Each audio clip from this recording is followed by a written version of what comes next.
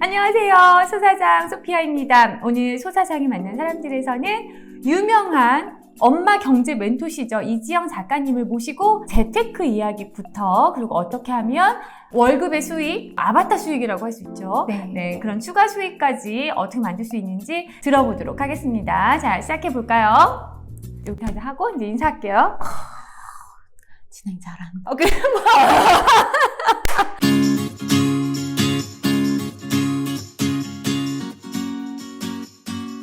반갑습니다. 반갑습니다. 네. 이지영 작가님은 워낙 유명하시잖아요. 재테크를 하시는 분들이라면 이분의 책을 읽어보시거나 또는 보기는 분명히 봤을 거라고 생각하거든요. 저서가 많으시잖아요. 지금 엄마 시리즈로 5번째 책이에요. 아, 이렇게. 그러시구나. 네. 이 책은 또 저의 그 유튜브 책이랑도 또 결이 비슷해서 엄마들이, 저도 유튜브로 이제 추천을 드리고 있잖아요. 네. 집에서 네. 우리가 수익을 그래도 만들 수 있다. 이런 네. 이야기잖아요. 네. 특히 여기서 제시하시는 아바타 수익. 네. 요게 뭔지 좀 설명을 해주실까요? 네, 아바타 영화 보셨죠? 파란색. 진짜 옛날 거죠. 파란색 그쵸? 나오는 네, 맞아. 사람 맞아요? 파란색. 네. 맞아요. 주인공은 움직이지 않는데 그 아바타가 대신 막 이렇게 싸워주기도 하고 또 아바타가 실제로 그 가상 현실에서 막 사랑에 빠지기도 하고 그러니까 나를 대신해서 이제 나처럼 움직여주는 거죠. 근데 나와 비슷한 아바타 소득이란 내가 직접 움직이지는 않지만 소득이 저절로 나오는 것인데 그래도 나와 비슷한 결을 지닌 그런 자동 소득 시스템인 것 같아요. 모두가 바라는 거잖아요. 엄마가 평범했던 그냥 엄마가 이렇게 사업 소득이든 이런 소득을 추가적으로 만들어서. 네, 그렇죠. 실제로 이제 엄마들은 사실 집안에서 굉장히 살림과 육아를 많이 하면서 여러 가지 전문성을 또 지니게 돼요. 맞아요. 이게 되게 대단한 일이거든요. 저는 살림만큼 어려운 그 스킬이 이것을 잘하는 사람들이 스스로 대단한 스킬이라고 별로 생각도 안 하고 사회적으로도 그 부분 좀 진짜 안타까워요. 안타까운 것 같아요. 정말 대단한 일이고 사실 아이를 키운다는 건 너무나 그 의미 있는 일이잖아요.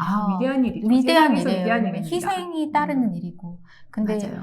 사회적으로 봤을 때 좀 자존감이 많이 낮으신 분들이 있어요. 예를 들어서 아바타 소득층에서 엄마들이 사실 요리를 정말 잘해요. 실제로 제 주변에서 보면은 요리를 정말 잘하시는 분이 있는데 사람들은 이렇게 칭찬하죠. 이 정도면 정말 요리 반찬 가게 내도 되고 레스토랑 해도 대박이 날 것 같아요 라고 얘기를 해도 내가 잘하지도 못하는데 라고 이야기를 하세요. 근데 그분이 나중에는 이제 재능을 발견하시고 그래도 요리를 통해서 내가 뭔가 소득을 창출할 수 있을까라는 생각을 한 거죠. 그래서 처음에는 쿠킹 클래스 같은 것을 집에서 소규모로 했는데 쿠킹 클래스도 진짜 너무 좋은 것 같아요. 맞아요.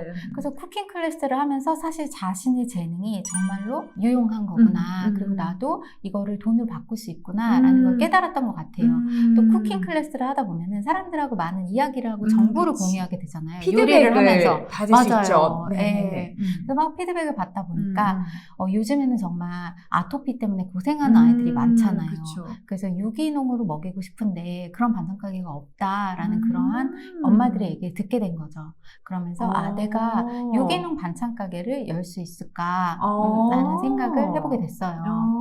그러면서 이제 그 인근에 있는 상가를 임대를 하게 됐죠. 되게 작은 상가였고 차별화를 둔 게 있어요. 약간 가격을 조금 높이더라도 정말로 유기농으로 아토피가 있는 아이들도 먹을 수 있고 또 건강에도 좋은 그러한 것으로 차별화를 두면서 정말 반찬 가게가 입소문이 많이 나게 된 거예요. 그렇게 하고 나서는 이분이 여기에서 이제 그쳤다면 정말 힘들었을 거예요. 왜냐면 반찬을 너무나 많이 만들어야 되잖아요. 맞아. 장사가 자영업은 장사가 잘 돼도 문제예요. 장사 잘 돼도 문제죠. 잘 돼도 문제야. 너무 힘들어. 그쵸? 몸 베리는 것 같은 느낌이고 이게 어렵더라고요. 정말 아바타 소득은 꼭 만들어야 되는 것 같아요.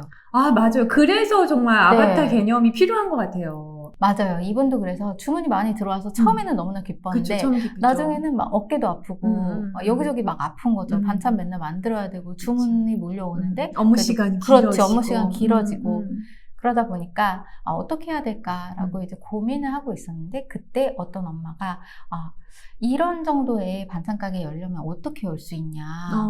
되게 보니까 반찬 가게 되게 잘 되는 것 같고 수입도 좀 되는 것 같은데 어떻게 하면 열 수 있냐라고 물어보는 거예요. 그래서 그분이 처음에는 이렇게 조곤조곤 가르쳐 주셨는데 이렇게 가르쳐 주고 나다 보니까 내가 이거를 좀 홍보를 해서 알릴 수도 있겠다라는 생각이 들었어요. 본인이 잘 하지도 못하는 거였지만 그래도 블로그에 올리기 시작했고 또 그 맘카페 이야기를. 그쵸. 맘카페라. 혹시 요리 그런 반찬가게 창업에 관심 있는 사람들 여기 오시라 내가 무료로 창업 설명회 같은 거 해드리겠다라고 해서 공지를 막 올린 거예요. 그러고 났더니 정말로 많은 분들이 오게 됐고 그렇게 해서 나중에는 2호점이 그들 중에. 네. 근데 저는 주변에서 이런 사례들을 정말 많이 봐요. 처음에 이제 오픈을 했다가 나의 재능을 돈으로 바꾸는 것까지는 할 수 있어요. 근데 거기에서 한 단계를 더 뛰어넘어야 하는 거죠. 왜냐면 그때 너무 힘들어지면 그만두게 될 수 있거든요. 맞아요. 지속할 수가 맞아요. 없게 되니까. 네. 근데 저는 아바타 시스템이라는 것이 내가 일하지 않아도 좀 무엇인가 구축이 될 수 있는 시스템을 구축하는 거. 이정 작가님 영상에서 네. 시간과 돈을 분리해야 한다. 네. 그 개념이 정말 중요해요. 그 말씀에 정말 제가 공감했거든요. 이걸 설명 좀 해줘 보세요. 보통 사람들은 시간을 많이 쓰면 이제 돈을 벌게 되죠. 예를 들어서 우리가 회사에서 일을 하는 것도 그렇고 알바도 그렇죠. 시급 알바도 개념 그렇죠. 정확하게 시급 시급 개념이죠. 개념이죠. 정확하게. 그쵸. 뭐 프리랜서들도 그렇게 되죠. 그러니까 근데, 대부분이 그렇죠.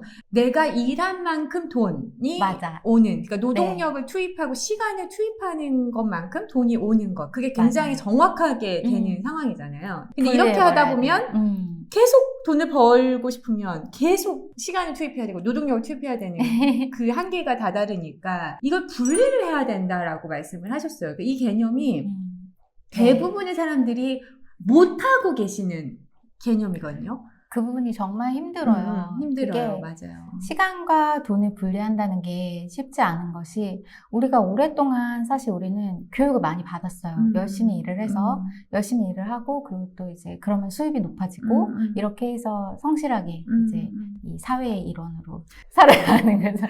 근데 그렇게 하고 싶어도 우리의 인생이 유한하잖아요. 그쵸. 언제까지 내가 이 돈을 위해서 계속 일을 하다가 인생이 마무리가 될 수는 없잖아요. 그렇죠. 언젠가는 내가 일을 안 해도 그래도 내가 좀 원하는 삶을 살고 싶고 내가 좀 자유로운 삶을 살고 싶다면 내 시간, 사실 인생이 저는 시간으로 이루어졌다라고 생각을 하거든요. 인생은 사실 시간인 거거든요. 근데 내가 이 시간을 만약에 돈과 딱 붙어 있으면 내 인생 자체가 내 마음대로 안 될 수밖에 없어요. 그래서 이 부분을 어느 일정 수준까지는 그래도 분리를 시켜놔야 되는 거죠. 내가 일하지 않아도 돈이 그래도 나올 수 있는 시스템인데 여기에는 이제 몇 가지가 있어요. 만약에 내가 재능이 있다면 네. 아까처럼 나의 재능을 돈으로 바꿀 수 있는 시스템을 구축을 해야 되는 거고 거기에는 사실 몇 가지 여러 가지 지식도 필요해요.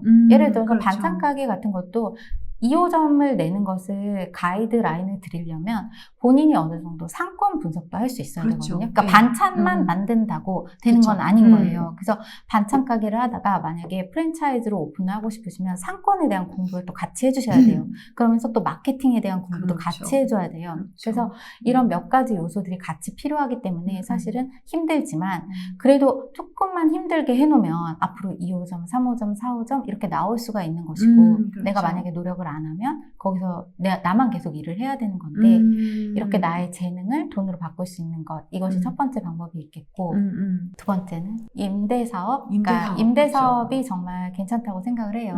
근데 요즘은 임대사업이 꼭 돈이 많은 부동산 임대사업만이 아니라 실제 저는 최근에 정말 놀라운 사실을 알게 됐어요.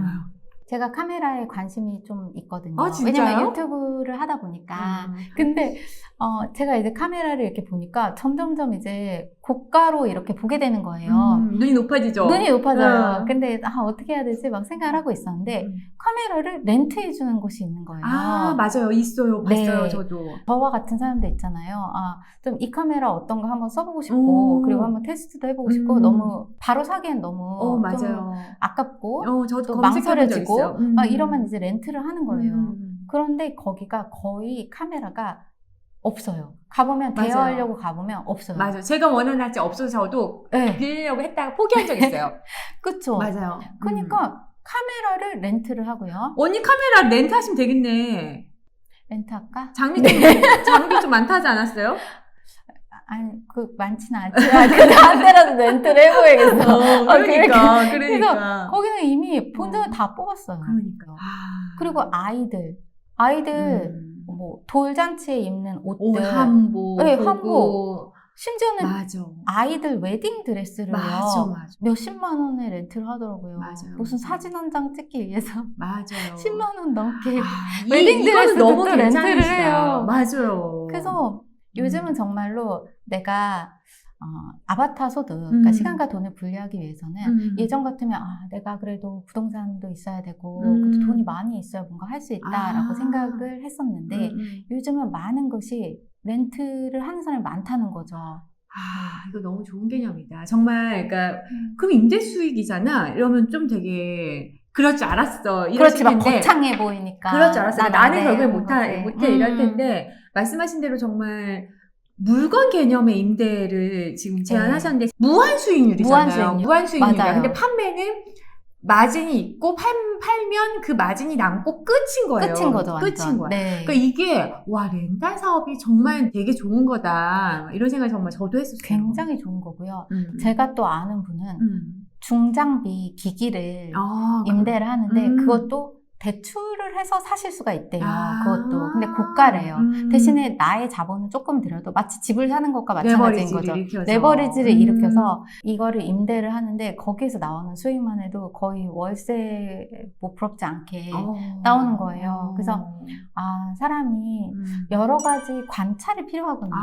그러니까 사람들이 많이 좀 이용을 하고 싶지만 너무 고가라 부담스러울 때 렌트를 하는 그런 항목이 뭘까? 엄마들은 또 주변에서 이렇게 관찰력이 있잖아요. 눈썰미도 있고, 그러니까 좀 관찰을 해보면은 기회가 발견될 수 있을 것 같아요. 실제로 뭐 한복 지금 렌탈 하시는 분들이나 뭐 돌잔치 이런 뭐 패키지 하시는 분들이 엄마들이 많잖아요. 맞아요. 그리고 경복궁 앞에는요 외국인들을 위한 한복 렌탈샵이 어마어마하게 하고 너무 잘 돼요. 너무너무 잘 돼요. 진짜 제가 알아요. 제가 삼성동에 본전 다 뽑을 거야. 그쵸? 몇 번만 하면. 정말 제 생각에는 이거는 뭐 업체분들이 싫어하시죠. 그래? 제가 생각하기에는 얼마면 돈을 다 뽑는 건가요? 2번 정도만 렌탈해도 본전은 끝났다고 진짜? 생각해요. 2번만 렌탈해도? 네, 제 생각엔 그래요. 제가 뭐라 하실 건가? 제가 계산기를 두드려 제가 이제 사업하는 사람 입장에서 계산기를 두드려 봤을 때 그리고 제가 광장시장에서 물건을 뭐 도매가나 뭐 이런 거를 제가 판단을 했을 때 그리고 그들이 갖고 있는 한복의 퀄리티를 판단을 하고 렌탈가를 비교했을 때는 정확하다.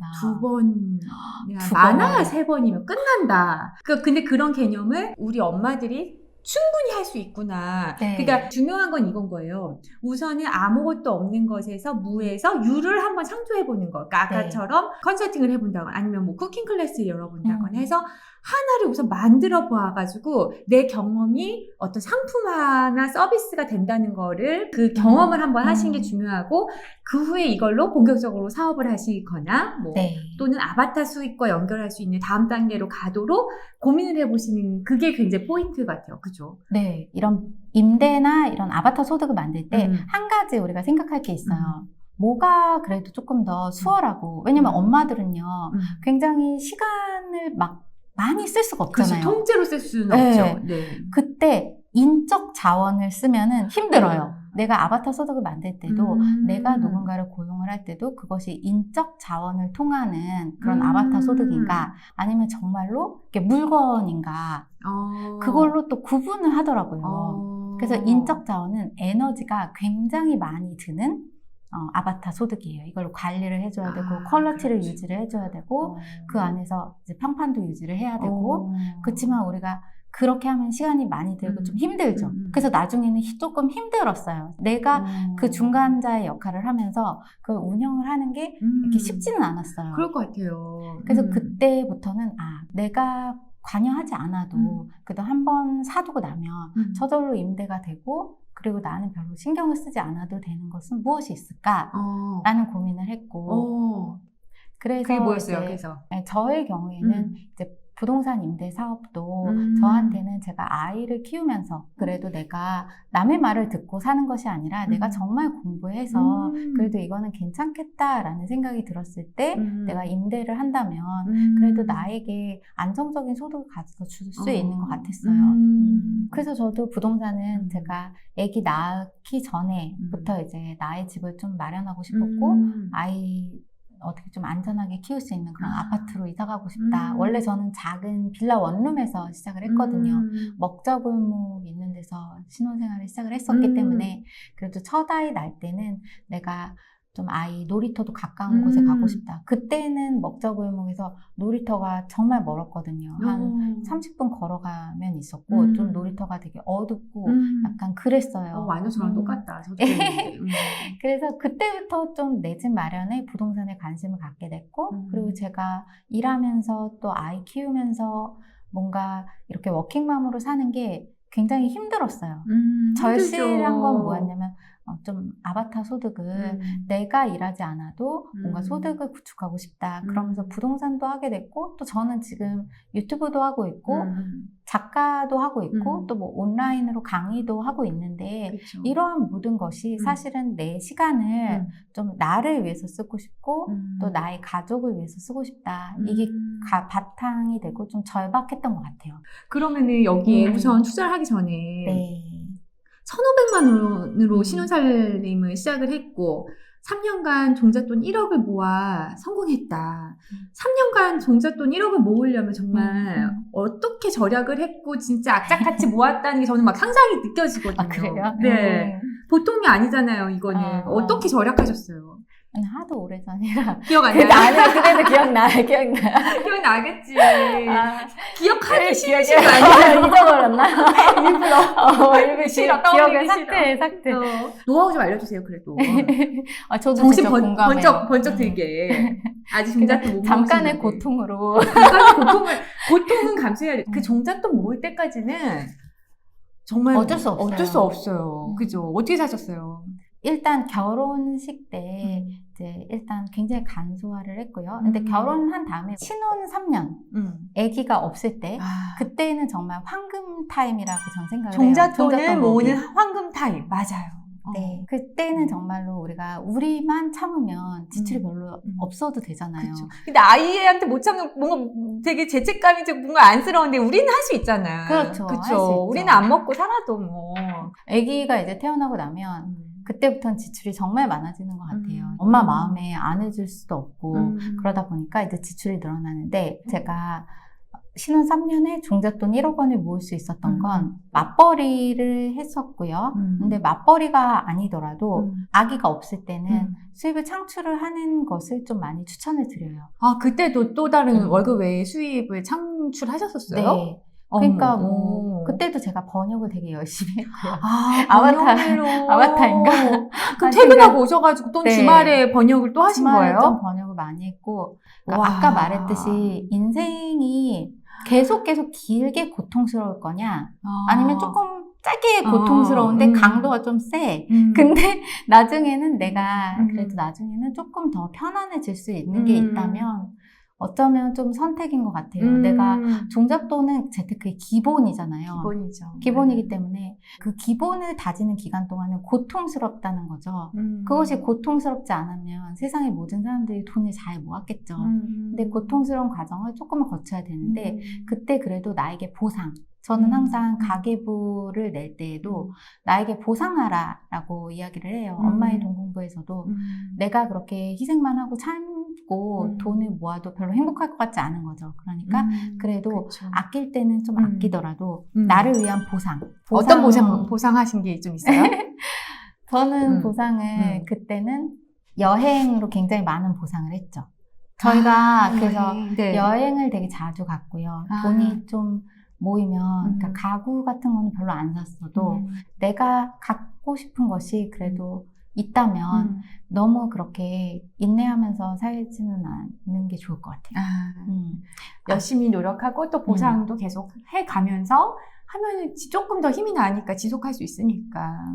제가 그 방송에서 6개월에 1,000만 원 모으기라는 EBS 프로젝트를 한 적이 있어요. 거기서 사람들한테 여러 가지 미션들을 드려봤어요. 네네. 근데 그 중에서 만약에 내가 보상을 안 해주잖아요. 그러면 돈은 모이는데 우울해져요, 사람이. 그럴 것 이게 같아. 뭐지? 친구도 못 만나? 맛있는 것도 못 먹어? 근데 종잣돈이 그렇게 빠르게 불어나는 그치. 것까지도 않아? 나의 고통에 비해서. 끝나긴 하는 거야, 이 고통이. 이게 끝나는 거야. 사고 싶은 건 많아. 근데 계속 참아야 돼. 참기만 하래. 그러면은 사람이 어느 순간에 우울해지다가 모르겠다. 이제 안 해야겠다. 이런 생각 들거든요. 이 자체 프로젝트를 아예 포기를 네. 하는 일이 벌어지는 네, 거예요. 그래서 제가 중간에 꼭 하나씩 보상을 하게 했어요. 예를 들어 정말로 내가 갖고 싶은 것이 있다면 그것을 그래도 한 달에 한 번 정도는 나를 위한 뭔가 선물을 해라 라고 했는데 그걸로 저희 멘티 중에서 갖고 싶던 그 브랜드 운동화를 사신 분이 계세요. 되게 좀 약간 고가의 운동화였는데 정말 갖고 싶으셨나 봐요.